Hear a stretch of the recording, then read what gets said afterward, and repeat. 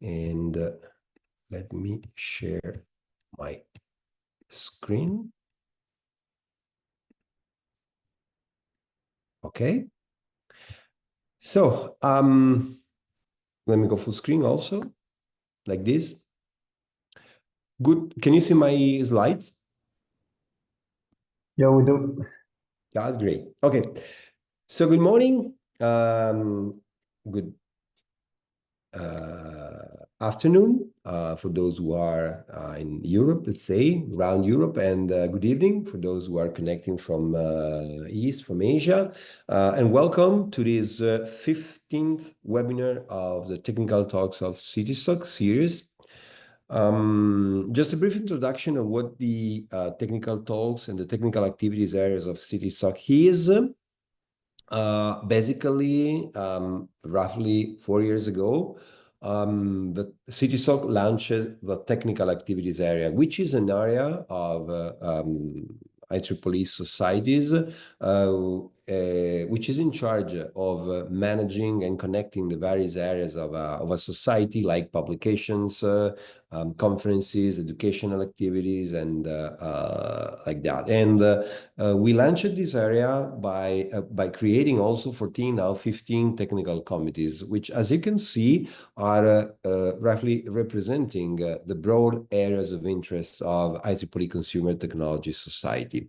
Today, there will be two speeches representing in particular two areas, which are HMI, Human-Machine Interaction and User Experience, and CSH, Consumer Systems for Healthcare and Well-Being. These technical committees, and you can see these names when you look at a call for paper of a conference, or maybe you see call for paper for journals organized by and managed by CTSoc, are the 15 technical committees which sit basically in the overall organization of the technical activities area. I'm serving as VP of Technical Activities. I'm Fabrizio Lamberti. Here today, there are also Dixon Lee, who is serving as vice chair, and here you see the other roles involved in the technical activities. Plus, here you have the names of the chair, vice chair, and secretary roles for each of the 15 technical committees. And here we have some representative. I thank you for being here, and of course, I welcome all the attendees. Just a brief information for those who are not familiar with the technical committees. Each technical committee has its mission, has its own webpage, its officers, as said, and new officers can be recruited. So I count on you and your network of contacts. And if you are not a member yet, you can join. And I count on you, as I was saying, to make this family grow further. There's a membership application form that can be filled in to join this family. So far, we have about 3,000 members, 3,500 members in CTSoc, and we have about 1,500 members of the technical committees distributed across the various TCs. And we have from tens to hundreds of new members selected every month for 2 months. And what's the role of these technical committees? To support all the areas of CTSoc, so conferences, publications, standards, education history, and defining areas of interest, fields of interest, organize meeting, organize other kinds of activities. And here you have some of the examples of the opportunities offered.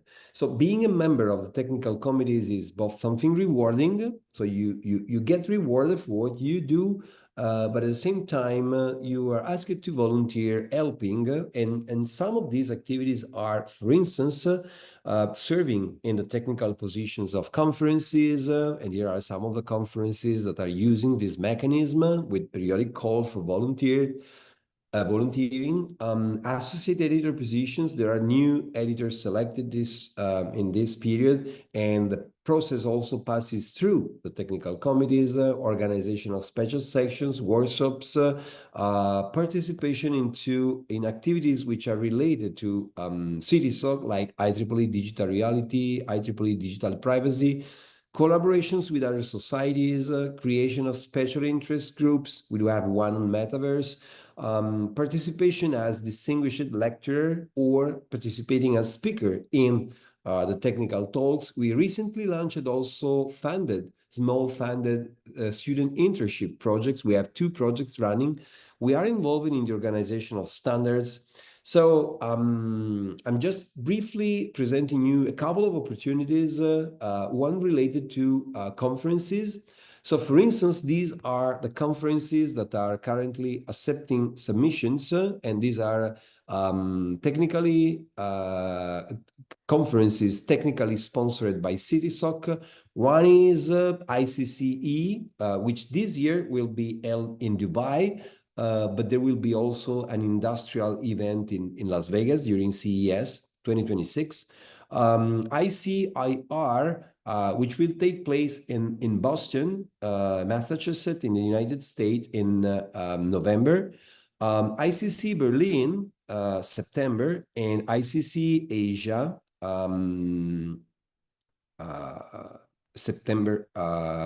October this year. So please consider submitting, and also please consider submitting or organizing, proposing special issues, special sections into these major publications of CTSoc, IEEE Consumer Electronic Magazine, and IEEE Transactions and Consumer Electronic, but there are also other publications like News in Consumer Technology, the CTSoc World Newsletter, etc. So please consider contributing. Coming to the technical talk, last 2 slides. These talks are basically a way to bring together speakers, volunteers willing to share their research, and typically in a multidisciplinary context. This, as I said, this is the 15th webinar of this series, and we do have 2 speakers, and I will leave the officers of the technical committees to introduce them. One is a friend, Giacinto Barresi, and Professor Barresi from University of West England, UK, and Professor Motoharu Takao-san from Tokai University, Japan. You can see here the titles of their speech, but I will leave the floor to the officers of the technical committee to introduce them. So I will stop sharing the screen and leave the floor to you for introducing our speakers. And thanks again for attending, and to our speakers for being here with us today. Thank you, Fabrizio.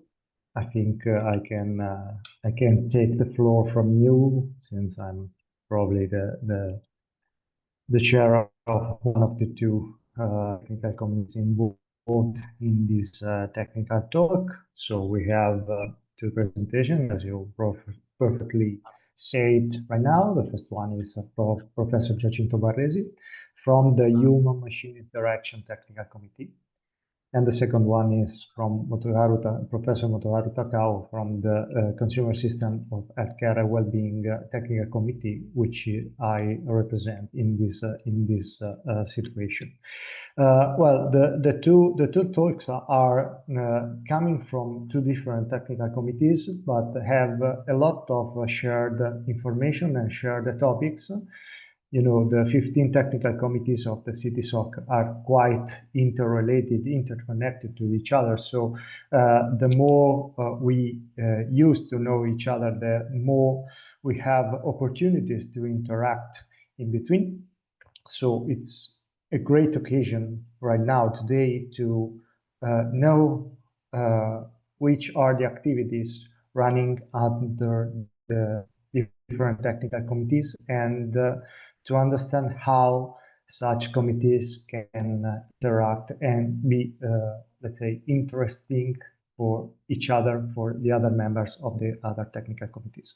So I would like to not waste other time from my side, and I leave the floor to Professor Giacinto Barresi, University of the West England, United Kingdom. And the title of his talk is Biofeedback Exercise Games from Training to Rehabilitation. For each of the two speakers, roughly 20 minutes for presentation and then Q&A. If you agree, do you prefer to keep it now or at the end of the both talks in terms of Q&As? As you prefer. Probably it's better to check what's my timing, and then we will decide accordingly. If you have questions, you can write in the chat, of course, and then we can collect this question and decide when to ask them. Thank you very much. So, Professor Vaisi, the floor is yours. Thank you. So let's start the sharing and the presentation. So thank you very much for the opportunity of talking today. And we'll try to present a topic that is probably covers most of my career in the last 13 years when I started to work on robotics, actually, because my very first experience, as I will describe in biofeedback exercise games, was for training the users of a particular type of medical robot. So nice to meet you all, and it's my first experience, I could say, as the industry liaison of the technical, as a member of the technical committee on human-machine interaction and user experience of the IEEE Consumer Technology Society. And I'm lucky also to be part of other networks and communities, academic and extra-academic communities in IEEE Telepresence, in the International Ergonomics Association, and in the UK RAS network for the British robotics. And as already said, I'm a professor at the Bristol Robotics Laboratory on the side of the University of the West of England. I work on human robot systems according to the improvements we can provide through user interfaces and intelligent systems for improving the matching with the user, because my main expertise is in human factors, and I'm a human factors researcher dedicated mostly to robotic digital technologies for health and safety. Since July 2024, I'm a professor in the Bristol Robotics Laboratory, but in the, let's say, in the previous 13 years, actually, and 4 months, I was a roboticist, one of the, let's say, cognitive behavioral roboticists at in the Italian Institute of Technology, and I worked mostly in the advanced robotics department on topics related to surgical and assistive robotics. And in Rehab Technologies Lab, in collaboration with INAIL, the health and safety institution in Italy, for prosthetics and wearable robotics, exoskeletons, and also exercise games for rehabilitation in collaboration with the Italian Multiple Sclerosis Foundation. Overall, my contribution in the IIT was related to the human-centered design and co-design of medical devices, robotic medical devices specifically, and my specialty in the field of human factors and ergonomics that is made for studying how people interact with other elements of a system, for improving the system itself in order to increase and to ameliorate the human well-being and the system and the overall system performance according to different disciplines, according to an interdisciplinary approach. I studied psychology initially. I moved on to neuroscience. I worked on different aspects of human-robot interaction. And I'm really happy to say that the focus should also always be on the problem instead of the discipline. And that's why probably I enjoy to relate and to integrate my knowledge with the expertise of other people, other experts in fields like engineering, computer science, sociology, management design, for completing my perspective on the problems I try to solve. My specialty across the 3 branches of ergonomics, the physical ergonomics is the most typical one we know, or related to biomechanical anthropometric features. The cognitive ergonomics is related to mental processes, perception, attention, learning, memory, decision-making, planning. And the organization ergonomics is more related to policies and teamwork, also the rule-taking in the socio-technical systems as well. My field is the one of cognitive ergonomics, currently with my own background in cognitive psychology and neuroscience. And why we study cognitive ergonomics? Because we design for human minds that anyway are moving human limbs, because we are optimized physically and physiologically, anatomically, for being natural hunters and gatherers in the savannah, in the Paleolithic age, not for being natural microsurgeons that are arriving inside the body of the person through an advanced technology, but in the end, if the systems we are controlling are not made for our own capabilities that are, let's say, shaped for grabbing big objects and paying attention to no more than 7 plus minus 2 items in our in our sight and also in our mind. We need to make the effort of designing the technologies according to the same skills a person from in the Paleolithic age could have. And we are neither made for being cyborgs that are controlling in an intuitive way artificial legs, as in this case, one of the results of their work of Technologies Lab in the IIT. And we should also need to consider that actually we are made for training by simulation, through simulation. So the very first type of simulation, physical simulation, we could say, in our species, and we could say in every type of species of mammals and birds, is the one of playing games. And we play games because this way we train our skills in a safe condition, and we start to explore strategies and different ways to solve problems that in the real life could be dangerous to be tested. So gaming and playing games was, let's say, our natural strategy for taking zero risks before going in the real context. So we should exploit our instinct to play for enlarging, for extending our capabilities, especially through training.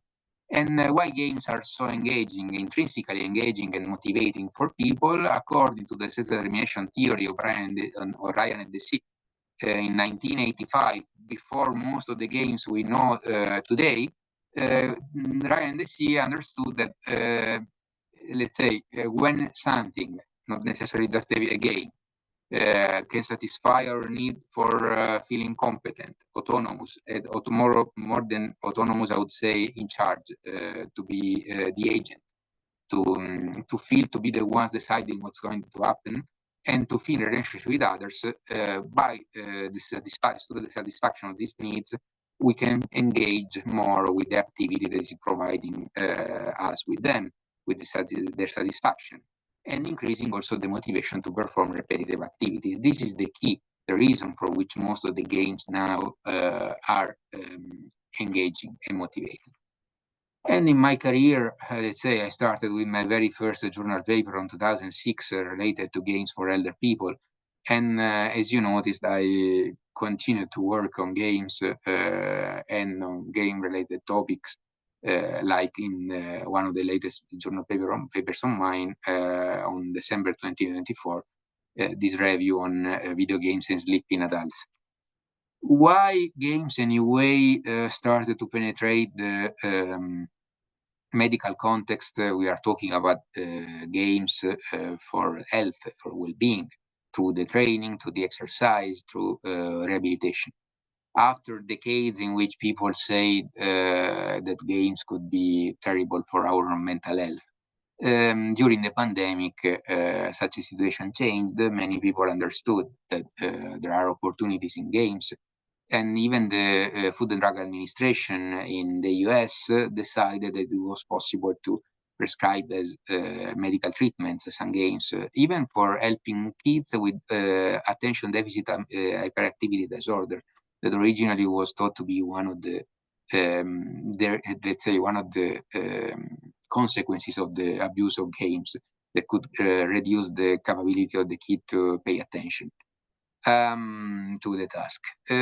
We could say that if we want to accept a medicalized metaphor, we have motor and cognitive processes that we should train or retrain, and the active principle is the exercise we should perform for improving them. But the engaging features provided by the games as digital excipients can create the higher clinical compliance to the exercise, improving the outcome we are expecting. Shortly, the engaging features of the game can keep us motivated to perform even repetitive activities. And there are two main approaches: the one of the serious games that are made for entertaining, but also for non-leisure related reasons, like helping the person to relaxate, and games and systems that are shaped with some game features, but they're not made for leisure at all, like the surgical trainings, like the one I will describe. That's the case of the gamification, when we are adding gaming features for engaging the user in a task that is not at all related with entertainment. In this scene, we can also see a particular type of serious games, the exercise games, that are designed for promoting the training compliance. Originally, it was related to the aerobic physical training compliance. Now, several exercise games are applied also for the cognitive training. In the photo, you can see a game based on the balance board of the Nintendo Wii, used by the Italian Association Italian Multiple Sclerosis Association, that alongside the Italian Multiple Sclerosis Foundation, with the Rapid Technologies Lab, the RAISE Hub for the Artificial Intelligence and Robotics in Liguria region, and the VR at Polito initiative in Politecnico di Torino, worked in the INACT project I had the honor to lead over almost 3 years, for creating, among the various results, exercise games with biofeedback for rehabilitation. And the biofeedback is the key, according to our experience, for boosting the motivation and the engagement of the person by displaying the trends of physiological variables like the heart rate variability, the galvanic skin response, or the electroencephalography, for enabling the user to control them. It's a way for improving the self-regulation during the gaming activity, for performing, in this case, exercises for rehabilitation. So we could say biofeedback can be used as a secondary task in a dual task activity, where the first one is the exercise, and it can be based on procedures like the slow-paced breathing, like breathing at a respiratory rate of 6 breaths per minute. That is a way for improving the relaxation, down regulating most of the physiological functions, and facilitating also the multisensory integration in our brain and increasing the engagement and the motivation. We use these strategies in different ways, but originally my very first approach to this topic was on this work that was published on 2015, if I'm not wrong. It was my work for the PhD program. We made a surgical neurotraining. It was actually a neurofeedback in augmented reality for improving the attention of the surgeon in controlling a system, in this case, a surgical laser, through a haptic device that was like a little pen held by a little robotic arm, the phantom omni. The person was looking through a mounted display, the surgical site, actually surgical training site. There were plaster blocks with different C shapes and S shapes painted, and their task was to burn them through the laser. But through the EEG on top of their head, we were understanding the system was detecting when there was a certain level of distraction. When the surgeon was distracted, the laser couldn't be activated, and the surgeon was aware about this. Was aware of this because the augmented reality scalpel was retracting, providing the sensation of having a retractable scalpel.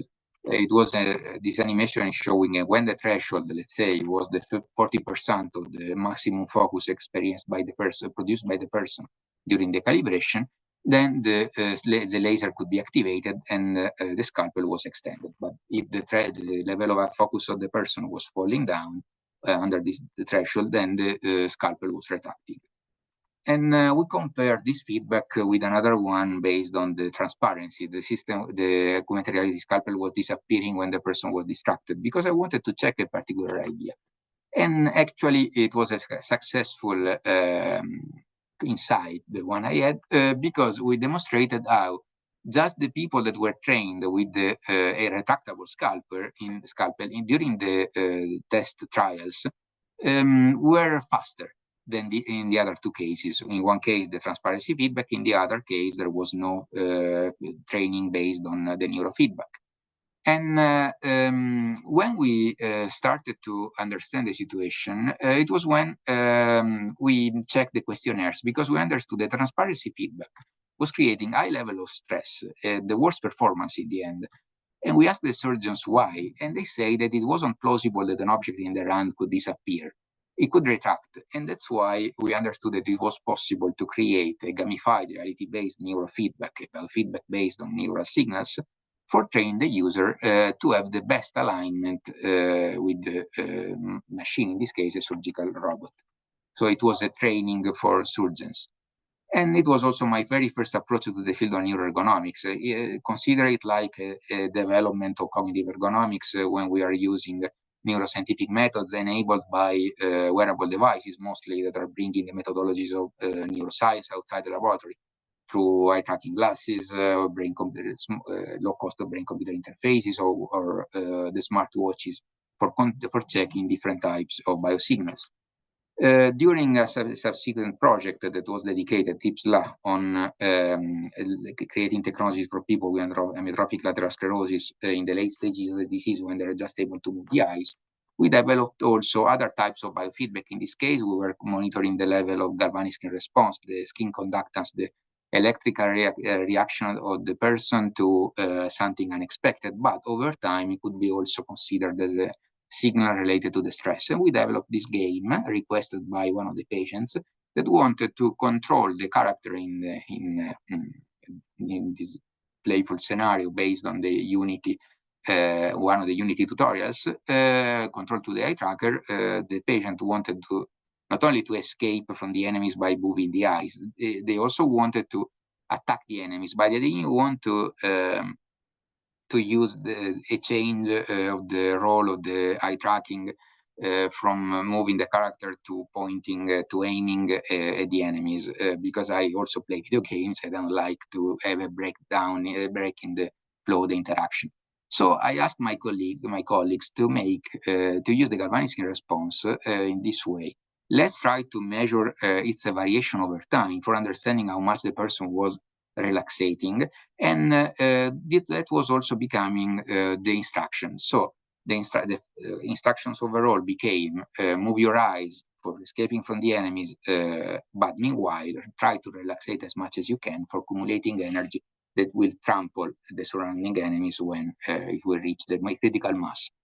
And we obtained that the people that were trying this scenario, instead of having an automated area of effect attack for trampling the enemies, were thinking that the game was in, let's say,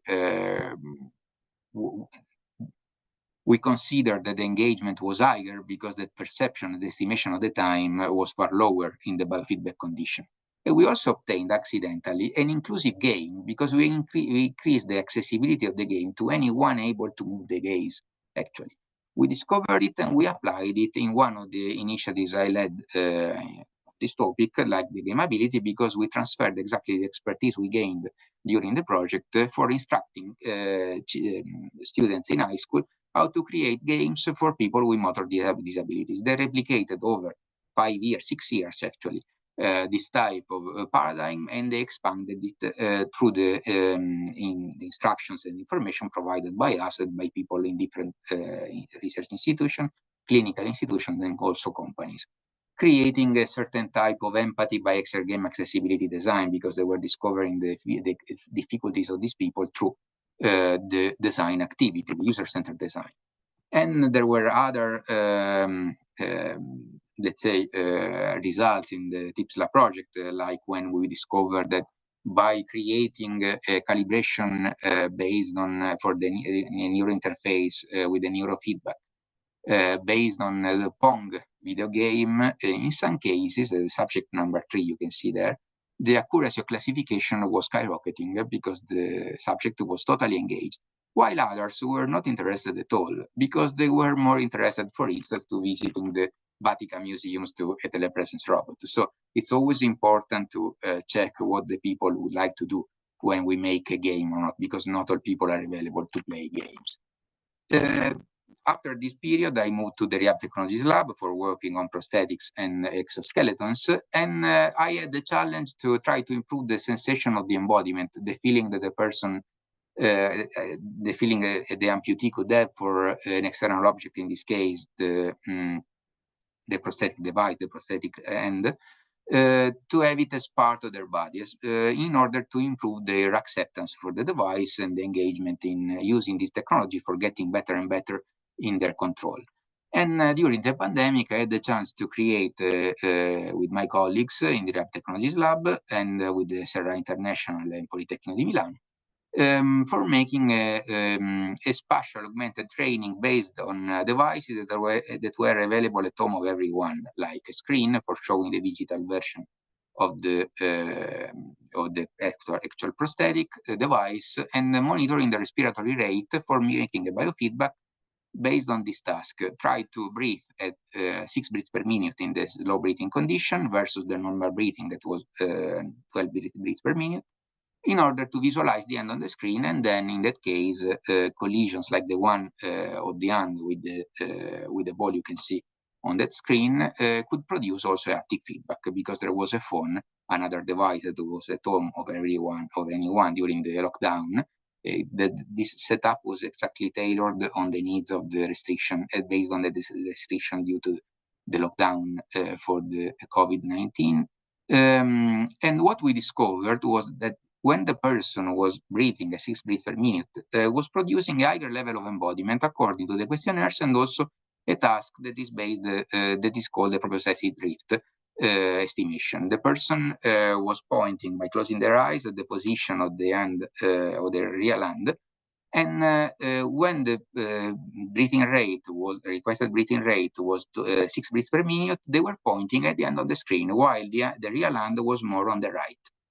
In one case, there was also a subject that was laughing during the experiment, and in the slow breathing condition, I asked them why, and they say that they wanted to scratch their nose with the hand on the screen. That was demonstrating that we created really a higher sense of integration of the digital hand on the screen with the body through manipulation, this type of biofeedback of the respiratory rate that was affecting the heart rate and brain waves. In the end, apparently, the slow cortical potential that are improving the multisensory integration. We also extended this topic by generalizing in other conditions the embodiment of the digital hand for the embodiment for the real hand, and also for the lower limb. We produced something similar by exploring the effect of social tasks. We also tried to extend, sorry if I'm taking some extra minutes, these results to the project with the Italian Multiple Sclerosis Foundation, through the team in Genoa and the other partners around the world, and luckily with the collaboration of Politecnico di Torino with the team of Fabrizio Lamberti, for trying to create games that were made for investigating eye-hand coordination, for also exploring the synergy with robot and with the metaverse-like paradigms, and in particular with the heart rate variability biofeedback in immersive virtual reality, especially for demonstrating that through a first experiment that the system was quite tolerated and it was considered engaging. And the condition with the biofeedback, in this case, the person had to breathe slowly for having a higher relaxation, for moving the ball inside those circles, avoiding the collisions, and they were avoiding the collisions more in the biofeedback condition. So they were more careful for performing the task exactly like the clinicians wanted. And this other experiment that, in my opinion, was providing the subject, the patient, the clinicians with the best setup. We moved to the heart rate biofeedback because it was easier to be regulated by people with high fatigability and high level of distraction, like the patient with multiple sclerosis, with the captivating scenario that was really appreciated by the patients, according to the focus groups we made. And this was demonstrating with subjects without multiple sclerosis that the system was well accepted, at the point that people in the biofeedback condition wanted to spend more time, or spontaneous persistent time, after the game to play. We simply then told them that they were after a certain point, they were free to play as much as they wanted. And the patients were experiencing more, let's say, a higher level of challenge, but they appreciated the system anyway. So through these systems, we increased the engagement, we increased through the game and through the biofeedback itself, the motivation of the person to perform the exercises.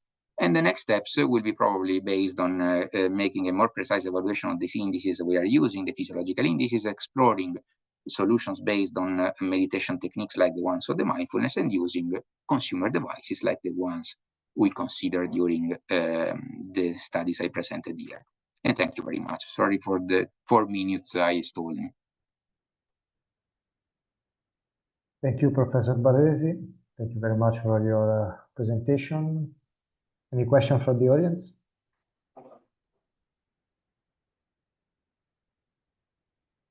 Okay. Fabrizio, do you have any questions from your side? Maybe I have one question, just quick question to give time also to the next speaker. Can these technologies that you are showing, and maybe they are working already like that, can be used in real time? So I'm not sure I totally understood whether signal like GSR or stuff like that are used just to make some decision after the game has ended or during the game. So the real time is requested for making an actual biofeedback. The person the system should be able to detect what is expected according to the calibration we made previously. And there is a problem of the robustness of the classifiers. That's why it's necessary to make a calibration before every session.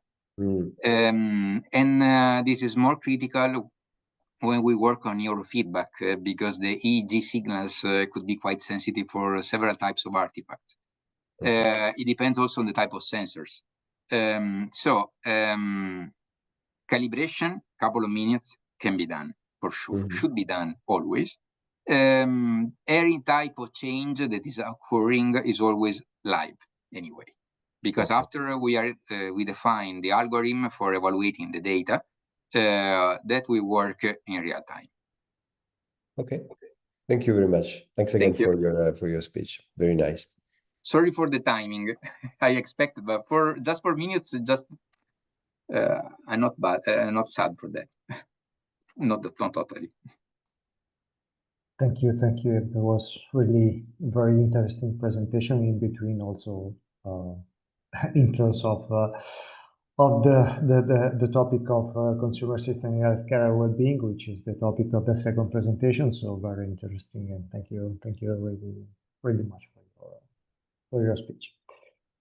So now I present the second speaker of today, Professor Motoharu Takao from the Tokai University in Japan. He is a member of the CSH Technical Committee, and his presentation is titled Physiological Assessment of Immersion in Virtual Reality Gaming. So also in this case, a very close topic to the previous one. So Professor Takao, 30 minutes, more or less, and the floor is yours. Yes, thank you for introducing me, Professor Tonassi.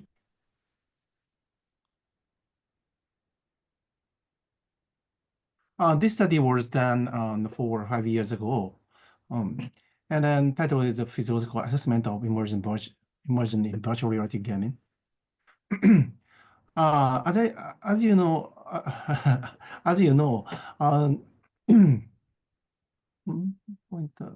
sorry. Okay.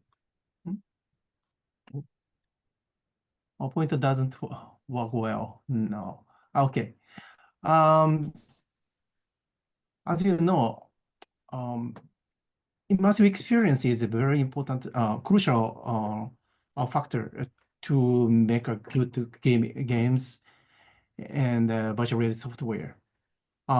Especially special presence is a key role to develop the good immersive experience games. Special presence and the virtual reality. I read the slide. Special presence is a very important factor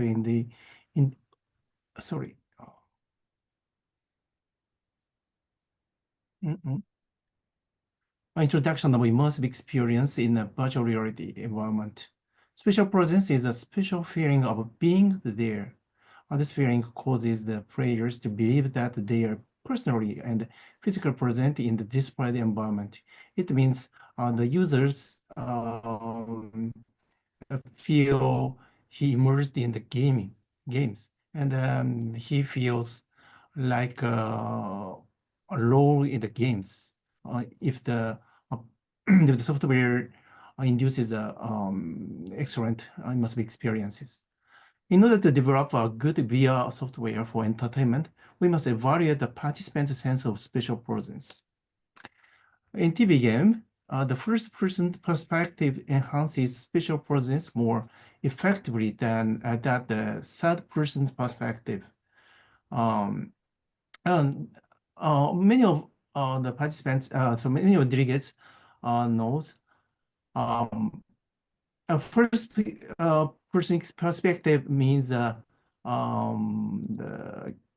game scene can be seen directly from the user's eyes. And in third-person perspective, the avatar is moving in the game. And the purpose of this study to find a physical measure to evaluate immersive experience in VR environment.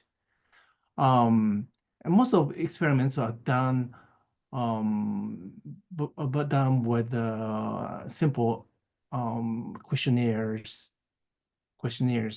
But there is only a small number of studies in which physical measurements were performed.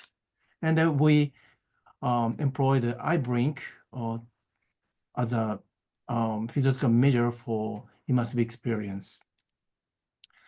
iBlink and emotion has a very close relationship. The more a person gets emotional, the more his iBlink rate increases. And this fact is known since 1927, almost a century ago. The blink tells emotional state. A total method, I introduced a method. A total of 17 college students played VR shooting games from the first person perspective as well as the third person perspective. To evaluate sense of spatial presence, participants answered MEC SPQ questionnaire after finishing the game. This MEC SPQ questionnaire is the questionnaire which was made in the United States to evaluate the spatial presence, a sense of spatial presence, to evaluate the quality of the games. And then I used the Japanese translated version of MEC SPQ. Electrooculagram was recorded throughout each experiment. And this is the items of MEC SPQ. Sorry, I showed the Japanese version. And the MEC SPQ composed of two parts. One is self-location, and the other one is possible action. And these experience evaluated from based on 16 items. And continue to next slide. For 3 minutes, participants are adapted in virtual reality environment. And actually, he just looking around the frame, 3D frame models. And after that, the scene moved to big gym. And then in first person perspective situation, a participant shoot the target. And then in third person perspective, avatar is shown in front of the participant. And then participant is requested to move or control avatar to shoot the target. And this is apparatus which I used for this experiment. One is just a ATG Vive, and then second one is avatar EEG, which is very small electrophysiological device. And this is experimental room, very dirty and old and dirty room. But in virtual reality environment, participants see such very nice gym. And then software, I use the Unity and the C#. And then this is photos of the participant. Two electrodes are put above and below the eye. These electrodes record the electrocardiogram to detect the eye blink. Okay, and then make the SPQ questionnaire score is as follows. The first person perspective induced a greater spatial presence than the three person perspective. And the statistical analysis revealed a highly significant difference between the first person and third person perspective. And it shows the probability is less than 0.001, very high significance. In addition, on the one person perspective produced higher possible action scores than the third person perspective. And the statistical analysis also yielded a very significant difference between the first person and the third person perspective. The probability is less than 0.001. During the post-experimental interviews, all the participants stated that using first-person perspective for the VR game made it more fun and easy to play than the third-person perspective. This is a graph of the account of shooting, and then we asked the participant to perform the 5 sessions in the shooting game. Actually, the count of gun shooting is not different between the first and the third person perspectives, and it means the performance is the same. However, the counts of eye blink is significantly different between two perspectives. The first person perspective, the eye blink rates gets higher compared with the third person perspective. It means that in first person perspective, the counts of eye blink increased.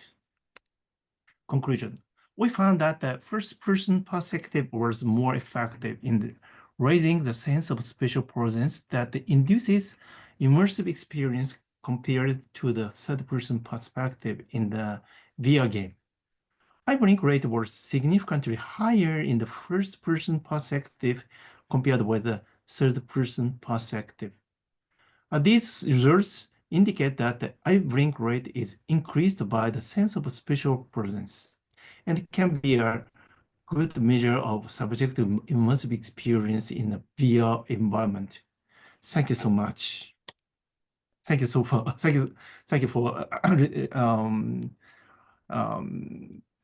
listening to my lecture. Thank you, Professor Takao. It was a pleasure for us to ask to you. Any question from the audience?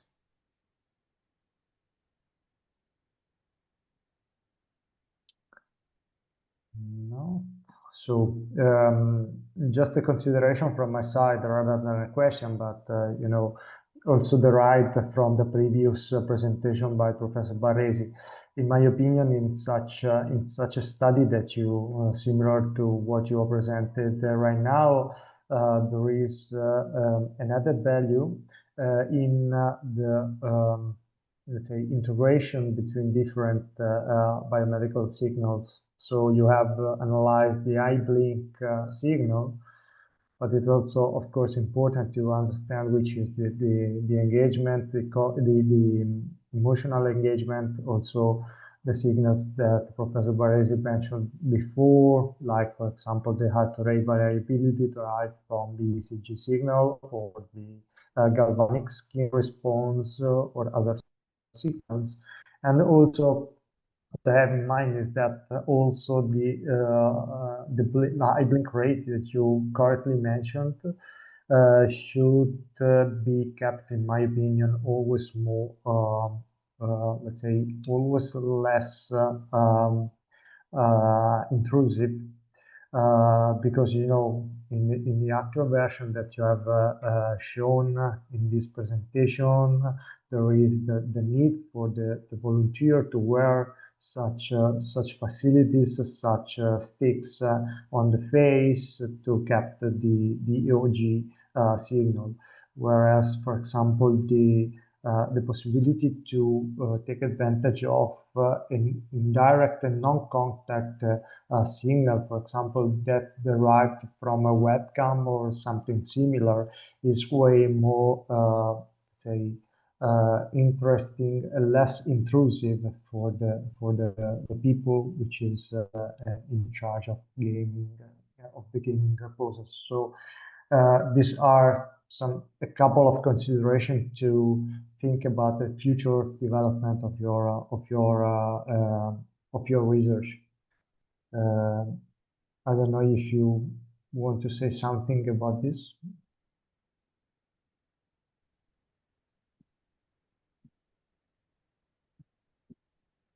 Or if somebody else has other considerations or questions.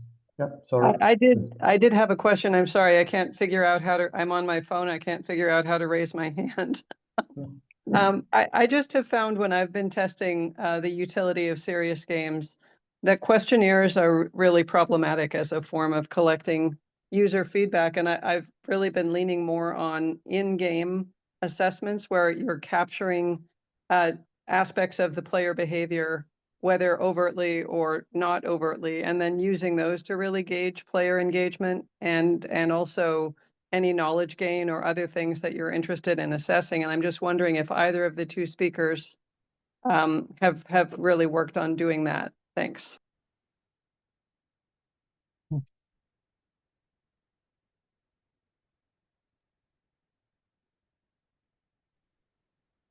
So the question is for both of you, if you want to say something. Motuaro wants to start. Otherwise, I could say, in my very first experience in making a serious game, 2006, 2005, actually, creating games for people with dementia.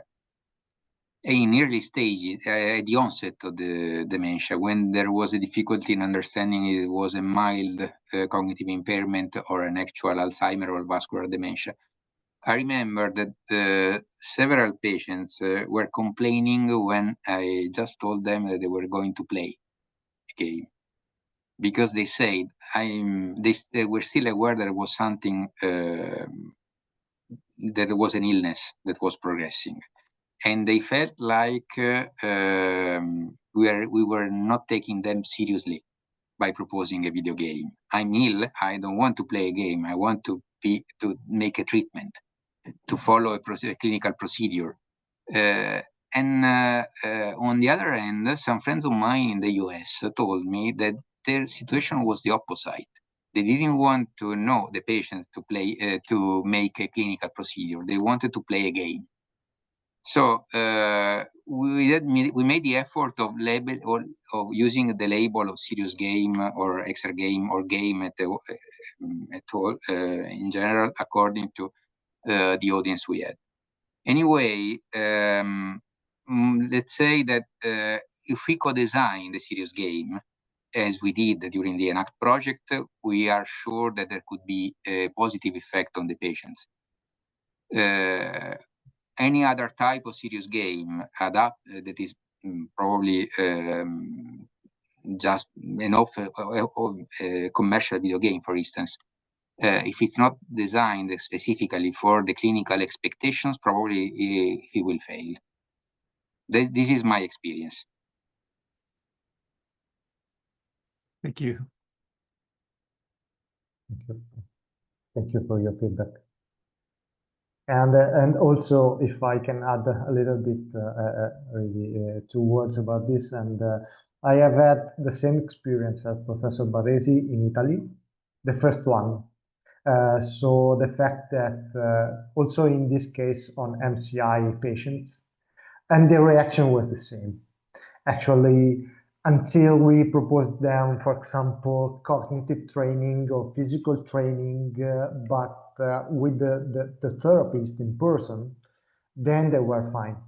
They were very enthusiastic. They come to our facilities 3 days a week and very, very engaging in this sense.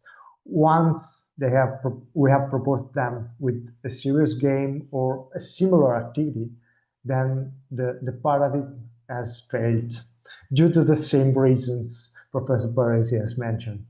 So yeah, in Italy, probably until some years ago, at least, there was a kind of maybe cultural barrier in this regard. Yeah. It's a matter of cohort. Probably my cohort is waiting for going to a clinical center for playing all day, someone said. Yeah, I agree. Okay.